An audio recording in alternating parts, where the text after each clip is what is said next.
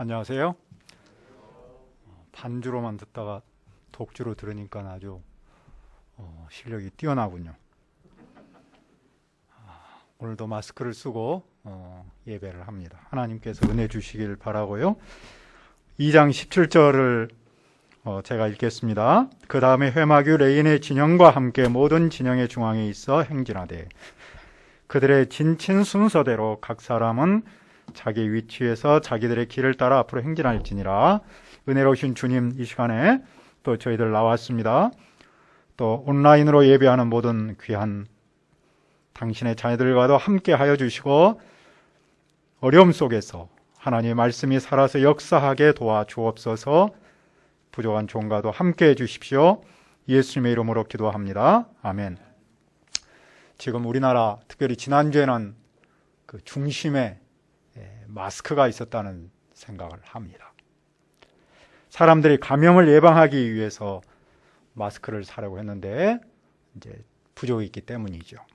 마스크를 사려고 줄을 길게 서다 보니까 오히려 감염 위험에 노출되기도 했다고 해요. 이런 현상은 우리 중심부에 불안이 자리 잡고 있다는 것을 보여주는 거 아니겠습니까?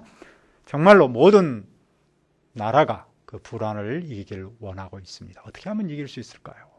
오늘 말씀은 삶의 중앙에 회막을 두기를 원하고 있습니다. 무슨 뜻입니까? 이스라엘은 여호와의 명령을 따라 시내 광야에서 군대에 나갈 만한 사람을 계수했습니다. 여호와는 모세와 아론에게 무슨 방향을 주십니까? 2절은 말씀합니다.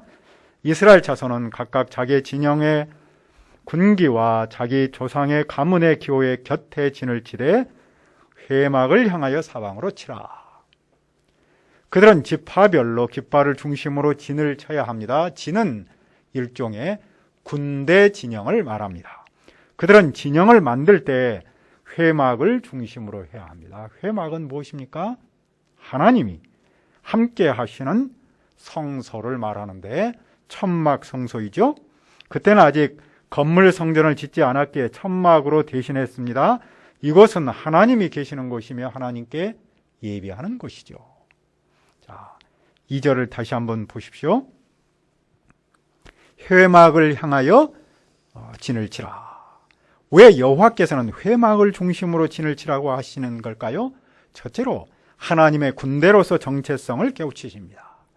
그들은 천막을 칠 때 캠핑 온 것처럼 하는 것이 아니라 군대 진영 훈련하는 것처럼 싸우는 것처럼 해야 한다는 겁니다.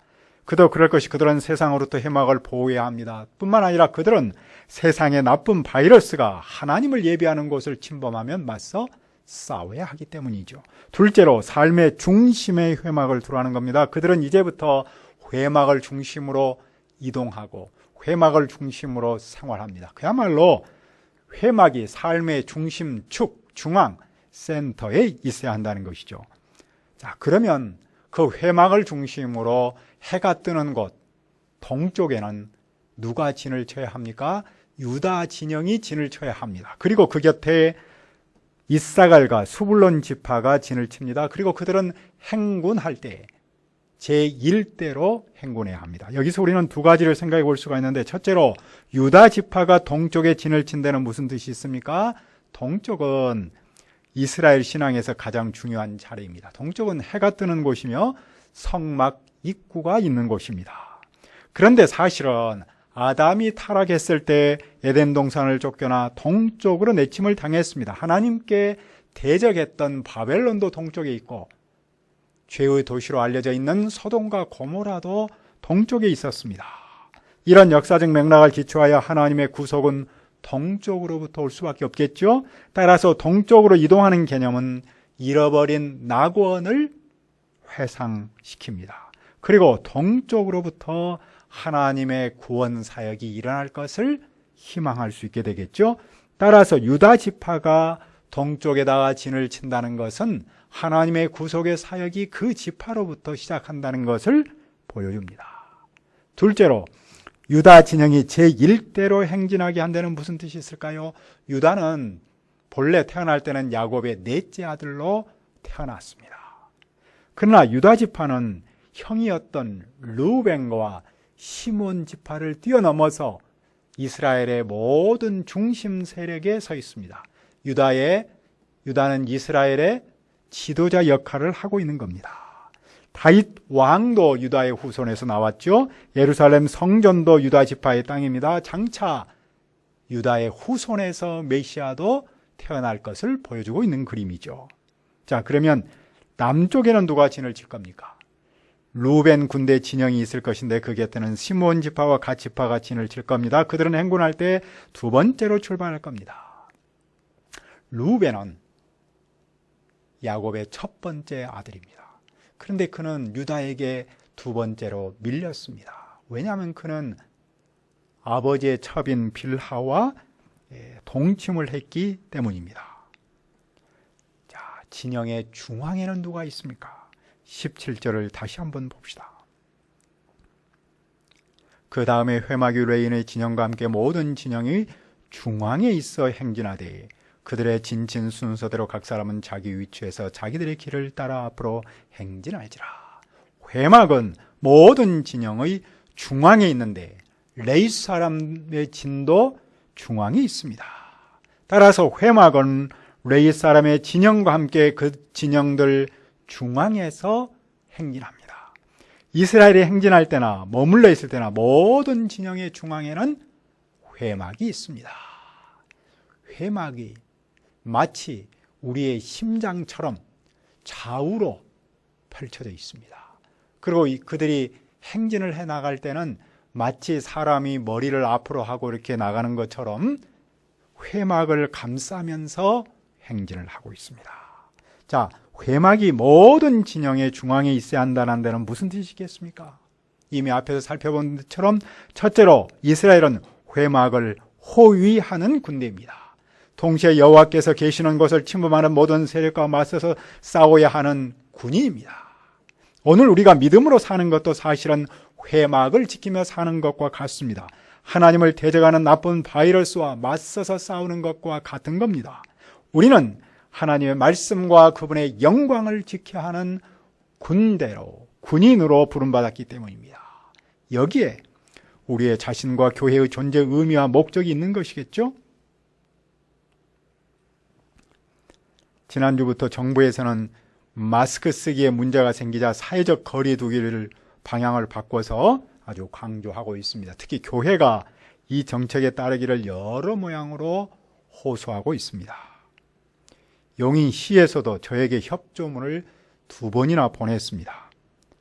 그중에 시장이 보낸 내용에는 이런 글이 들어있었습니다. 방송 예배를 보지 못하고 어쩔 수 없이 예배당에서 예배하면 방역을 잘하고 마스크를 쓰고 보기를 바랍니다. 우리를 비롯하여 많은 교회가 모이는 일을 자제하고 있습니다. 그런데도 일부에서는 마치 교회가 바이러스의 원사인 것처럼 비판을 하는 경우도 있죠. 반면에 어떤 성도는 이런 분위기를 걱정하며 말하는 글을 보았습니다. 교회에 와서 기도도 못하고 예배도 못하니 은혜의 통로가 막혔습니다. 요즘 자기가 사는 것이 몹시 힘듭니다. 그도 그럴 것이 교회가 면역력이 강해야 세상과 싸우며 교회를 지킬 수 있는데 영양분을 제대로 공급받지 못해서 약해질 것을 걱정하는 목소리가 나올 수밖에 없겠죠. 어떤 점에서 이때 원수 마귀가 악한 바이러스로 우리의 신앙을 공격할 수도 있기 때문일 겁니다. 사실 우리는 이런 때 악한 바이러스와 싸워야 합니다. 이런 말이 있다는군요. 육체가 잠이 들면 물질을 도둑맞고 사상이 잠이 들면 영토를 빼앗긴다. 신앙이 잠이 들면 영혼을 도둑맞는다. 우리는 영적인 군인으로 부름받았습니다. 우리는 자기를 지킬 뿐만 아니라 가정과 교회를 지켜야 할 사명이 있습니다. 둘째로 이스라엘은 회막을 중심으로 살아야 합니다. 말씀이신 여호와께서 이스라엘의 중앙에 계십니다. 여호와께서 그 백성 가운데 그 삶의 중앙에 계십니다. 진영이 있어서 회막이 있는 것이 아니라 회막이 있어서 진영이 있는 겁니다. 회막을 중심으로 진영을 만들었기 때문이죠. 그들은 회막을 중심으로 모이고 회막을 중심으로 흩어집니다. 이스라엘 백성의 모든 구심력은 회막입니다. 원심력과 구심력이라는 말을 알죠? 제가 이번에 다시 한번 찾아봤습니다. 원심력은 영어로는 centrifugal figure를 그렇게 되어 있네요.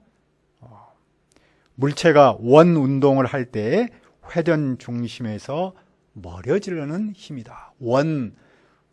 원심이라는 말은 중심에서 멀어진다, 그런 말이죠. 반대로 구심력은 비슷하게 되어 있는데 영어로는 centripetal 그렇게 되어 있네요. 물체가 원운동을 할 때 중심으로 쏠리는 힘, 구심이란 중심으로 향한다는 말이라 그러죠.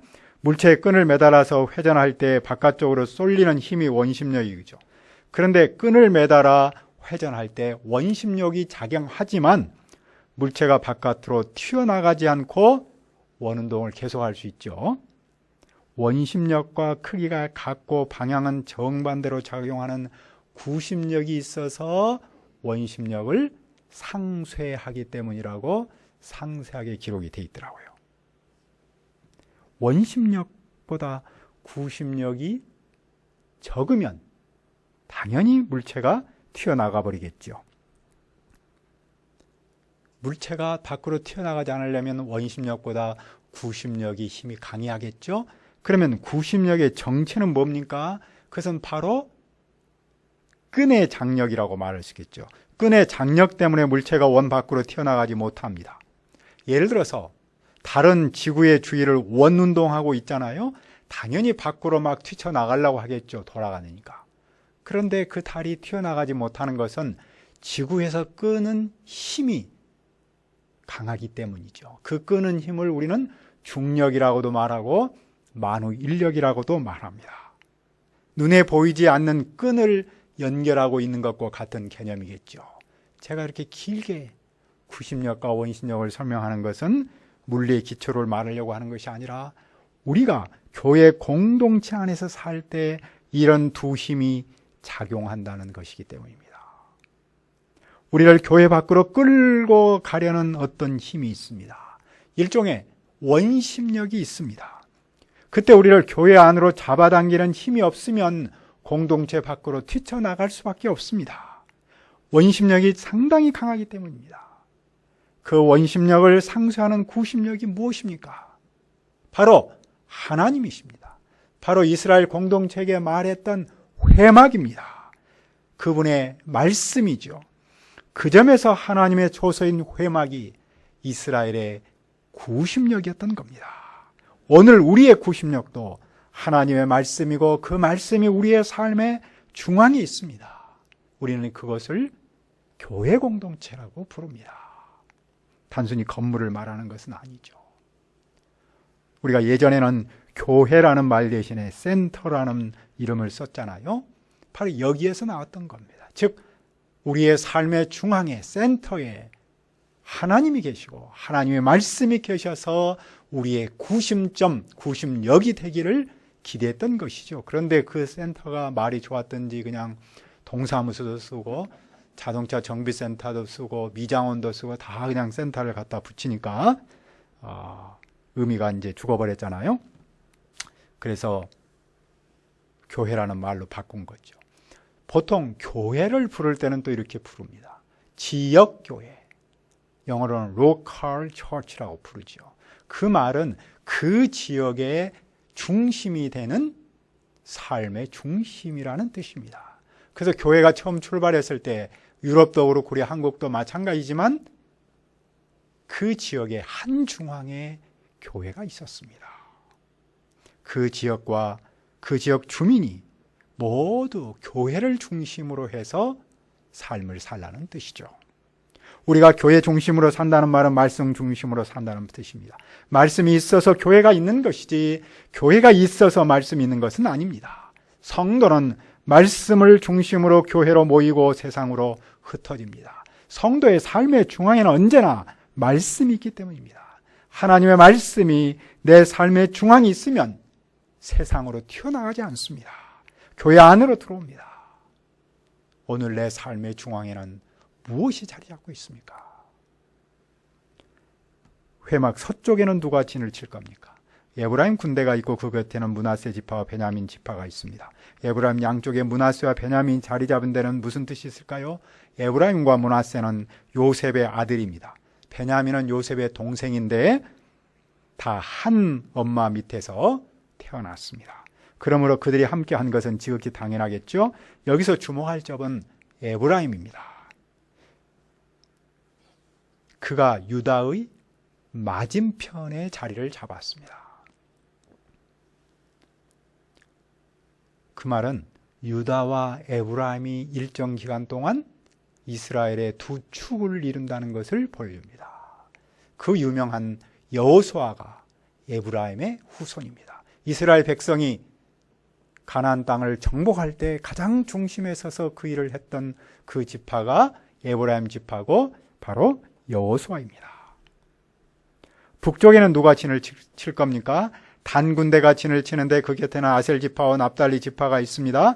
단은 야곱의 아내 라헬의 몸종 비라가 낳은 큰아들이고 단은 그 유명한 솔로몬의 할아버지의 할아버지죠. 납달리는 비라의 둘째 아들이고 아셀은 또 두 번째로 낳은 아들입니다. 동서남북의 진영 배치를 볼 때 무엇을 알 수 있습니까? 야곱의 12아들, 즉 12지파의 중요성에 따라서 배치를 했다는 겁니다. 일찍이 야곱은 그 12아들을 불러서 후일에 당할 일을 말했습니다. 그것은 아버지가 아들에게 남긴 유언적 축복이었습니다. 동시에 하나님께서 그 12아들, 12지파에게 주신 축복의 말씀이었습니다. 일종의 주권적 사명이었습니다. 하나님은 그 약속대로 당신의 역사를 이끌고 계십니다. 하나님의 약속은 반드시 이루어지고 그 하나님은 신실하시다는 사실을 보여주고 있습니다. 그러나 이 사역에 계수지 않은 사람은 누구입니까? 33절을 보십시오. 레이는 이스라엘 자손과 함께 계수되지 아니하였으며 여호와께서 모세에게 명령하심과 같으니라. 레이 사람은 병적부에 올리지 않았습니다. 레이는 전투 여원이 아니죠. 레이는 하나님의 성막을 전담해서 섬기는 사람이죠. 즉 전임 사역자이기 때문입니다. 그러면 이스라엘은 모세의 명령 앞에서 어떻게 했습니까? 34절은 이렇게 끝을 맺습니다. 이스라엘 자손이 여호와께서 모세에게 명령하신 대로 다 준행하여 각기 종족과 조상의 가문에 따르며 자기들의 길을 따라 진치기도 행하며 행진하기도 하였더라. 그들은 여호와께서 모세에게 명하신 대로 행하였습니다. 그들은 각기 가문별로 가족별로 자기들의 깃발 아래에 진도치고 행군다 하였습니다. 그들은 처음부터 끝까지 여호와께서 모세에게 명령하신 그대로 순종했습니다. 명령하신 대로 다 준행하였다는 말씀을 통해서 무엇을 배웁니까? 첫째로 우리는 군대의 특징을 배웁니다. 이스라엘은 군대라고 했습니다. 군대의 특징은 무엇입니까? 지휘관의 명령에 따라 움직이는 겁니다. 이스라엘은 지휘관이신 하나님의 명령에 따라서 움직입니다. 그들이 하나님의 말씀에 따라 움직일 때 적과 싸울 수 있습니다. 약속의 땅까지 가는 험한 여정에서 살아남을 수 있습니다. 둘째로 말씀을 중심으로 합심통역한 모습을 배웁니다. 이스라엘의 구성원은 12지파였습니다. 그들은 출생도 달랐고 진영의 위치도 달랐습니다. 어떤 사람은 인간적으로 생각할 때 좋은 데 진을 쳤고 어떤 사람은 나쁜 데 집을 짓고 살았습니다. 그들은 그런 현실을 생각하면 비교의식이나 피해의식에 빠질 수 있습니다. 하지만 그들은 하나님의 말씀을 중심으로 한 마음을 품었습니다. 그들의 말씀대로 살고자 할 때 비교의식을 이기고 합심통역할 수 있었습니다. 그 합심통역을 중심으로 해서 그들은 앞으로 닥칠 무수한 어려움들을 헤쳐나가고 마침내 적과 꿀이 흐르는 가나안 땅에 입성하게 되는 겁니다. 세상 사람은 물론이고 정통교회도 신천지의 숫자와 돈을 보고 매우 놀랐습니다. 하지만 그들의 실상이 드러나면서 정통교회에서는 그곳에 빠져있는 영혼에 대해 안타까움이 커지고 있습니다. 한편 그들의 전도 방법과 성경 공부를 알고서 교회에서 자성하는 목소리도 있더군요. 그들은 그루밍 전도법을 한다는군요. 그래서 그루밍 찾아봤더니 영어 뜻은 몸 단장이라는 뜻인데, 그루밍족은 패션과 미용에 아낌없이 투자하는 남자를 일컫는 신조어라 그러네요. 그러니까 그들은 전도 대상을 찜하고 나서 엄청 공을 들여서 전도한다는 그런 뜻이라 그러네요. 그것에 빠진 한 청년이 이런 고백을 언론에 했어요. 어디 가도 나를 인정해 주지 않았는데, 어디 가도 내 이름을 불러주지 않았는데 그곳에 갔더니 나를 알아줬다. 또 다른 친구는 이런 말을 했어요. 교회에서 성경을 제대로 배워본 적이 없다. 그런데 이곳에 오니 성경을 깊이 있게 가르쳤다. 이런 말들을 들으면서 정통 교회가 부족한 점을 채우지 않으면 이단은 계속해서 나타날 수밖에 없다는 사실을 깨닫고 정통 교회가 많이 반성하는 모습을 보였습니다. 그 점에서 우리의 역할이 참 중요하다고 강조하지 않을 수 없습니다. 지금 우리나라는 많은 부분이 멈췄습니다. 학교가 멈췄고 교회가 멈췄고 예술활동, 체육활동이 멈췄습니다. 심지어 비행기까지도 많이 멈춰 있습니다. 얼마 동안은 모두가 부러워했던 항공업이 아니겠습니까? 그런데 정말로 오히려 심각한 지경에 이르렀다 그러는군요. 당연히 경제가 얼마나 흔들리겠습니까? 누군가가 말한 것처럼 지금 우리는 지금까지 경험하지 못한 나라에 살고 있습니다. 조금만 참으면 끝날 것으로 생각했는데 생각보다 길어지다 보니까 불안감과 피로감이 상당하지요. 바이러스 자체도 문제지만 그 때문에 생긴 정신적 불안감과 피로감이 더 큰 문제가 아닐 수 없습니다. 이런 시대 분위기에서 예수님을 믿는 우리가 해야 할 일은 무엇입니까? 어떻게 이런 세상에다 조금이나마 희망의 빛을 비출 수 있을까요?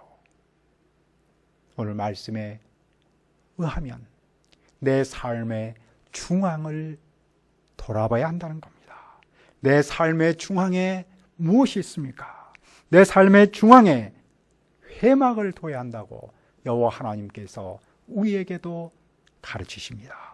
하나님과 그분의 말씀을 내 삶의 중앙에 모시는 것이 하나님께서 가장 원하시는 삶의 모습입니다. 하나님께서 우리와 함께 하셔서 가정과 캠퍼스 그리고 이 나라의 바이러스를 치료해 주시기를 기도합니다. 특별히 마음의 바이러스인 그 불안감을 먼저 해소해 주도록 간절히 기도합니다. 은혜로우신 아버지 하나님, 여호와 하나님께서 일찍이 그 백성의 중앙에 회막을 두셨습니다. 여호와 하나님께서 함께 하시고 말씀으로 인도하시고자 하신 줄 믿습니다. 지금 우리나라가 몹시 어려움 가운데 있습니다. 이런 가운데서 예수를 믿는 우리의 교회가 세상에 어떻게 조금이나마 희망의 빛을 비출 수 있습니까? 주님, 오늘 말씀의 기초에서 내 삶의 중앙을 돌아보기를 원합니다. 내 삶의 중앙에 회막을 모시고 하나님과 그분의 말씀을 모시기를 원합니다. 그래야만 하나님께서 우리와 함께 하셔서 가정과 캠퍼스와 그리고 이 나라의 바이러스를 치료해 주실 줄을 믿습니다. 주님, 무엇보다도 간절히 기도하는 것은 이 나라 이 백성의 마음의 바이러스인 불안을 이길 수 있도록 간절히 기도합니다. 예수님의 이름으로 기도합니다. 아멘.